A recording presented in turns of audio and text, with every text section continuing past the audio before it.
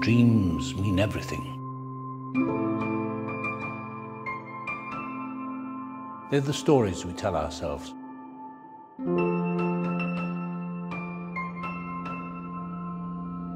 Of what could be, who we could become. Westworld is a new HBO series that is based on Michael Crichton's movie of the early 70s of the same name. And Crichton's movie was, has this massive kind of cult following and fantastic performances led by Yul Brynner. And it's a story of a theme park where you can go out and play out your fantasies. In the American West of the 1880s, you can wear the white hat, the black hat. You can be a gunslinger, or you can be the sheriff, or you can live on the prairie or in the brothels, but everyone you interact with, aside from the other guests, are artificial intelligence programs, that you can't distinguish from humans, robots, or hosts, as we call them in the new series. And so our series is based on that premise.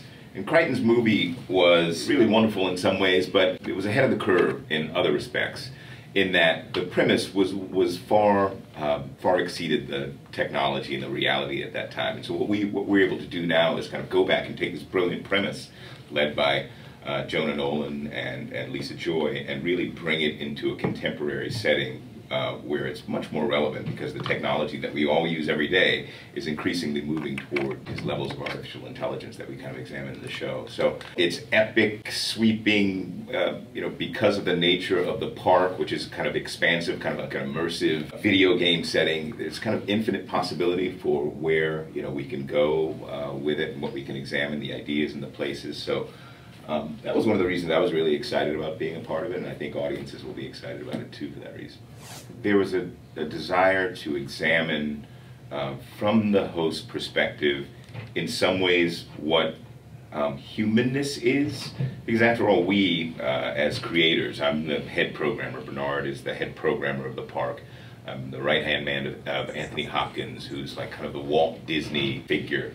Founder of the park and grandfather programmer. And so our task is to create humanness. And so to look at the show from the host perspective in some ways gives us an insight as to what makes them lifelike, what makes them human. And as well shines a light on the behavior of those humans that interact with them. So I think that had something to do with the intent to kind of flip the perspective a little bit from the original.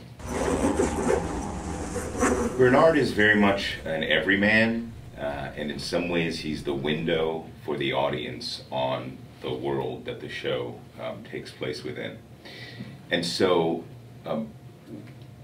there's a mystery, or series of mysteries, that we're trying to solve, and they're problems that we're trying to correct. And so Bernard, in some ways, serves as a kind of, detective, Sherlock Holmes, guiding the audience through these series of puzzles. And at the same time, in some ways, he's kind of an archaeologist, in that he's digging down literally through, the bowels of the place, and trying to discover, what's at the heart of, this technology, and what's at the heart of the park. And so for the audience, he serves a really critical, I think, purpose in helping them follow the series over the first 10 episodes and understand something about the past, understand something about the present, and have some insight as to what might happen in the future. So follow Bernard. Might be an interesting little trip.